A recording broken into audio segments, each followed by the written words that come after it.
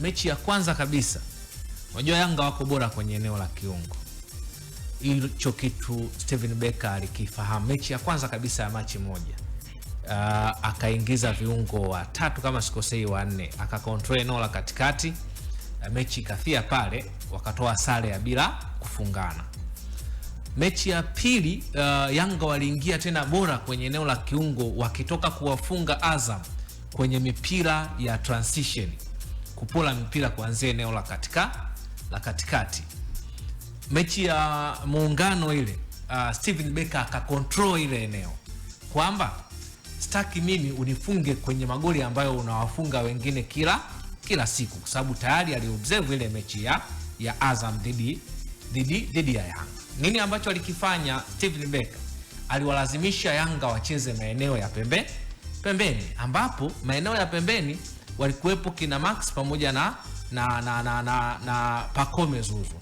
Sasa Max na Pacome Zouzoua mechi ya kwanza walikuwa wana dribble mipira kuingia ndani, kitu ambacho kilikuwa kinapelekea Simba kurudi kustructure eneo lao, umbo lao la kiulinzi, na kupunguza ama kuondoa makosa ambayo pengine yalikuwepo kwenye eneo la kiungo.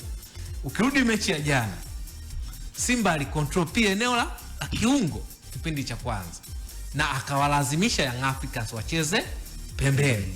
Lakini kocha Pedro Gonçalves akasema kile ambacho lililazimisha mwanzo nakubaliana nacho, lakini sasa hivi nawaambia mastreka wangu ama washambuliaji wangu wa pembeni wasidribble mpira kuanzia pembeni, ila wawe wanautanua uwanja pembeni, then wanapiga mipira ambayo inakuja kudondoka katikati mwa center back wawili wa Simba. Sawa. Na jana ukiangalia timu zote zimefungwa kwa magoli ya aina mbili tofauti.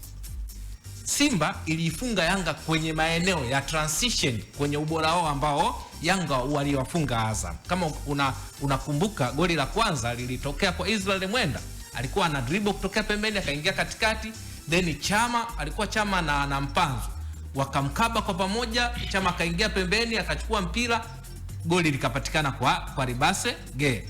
Goli la pili ni Yusuf Kagoma alifanya aliuingilia mpira wakati Ruemba alipiga cross, Yanga wakauchukua.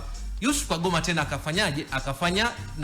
akauzuia ule mpira ambao ulikuwa unaenda kwenye lango la Simba, then ikatokea 1-2 na Chama akafunga.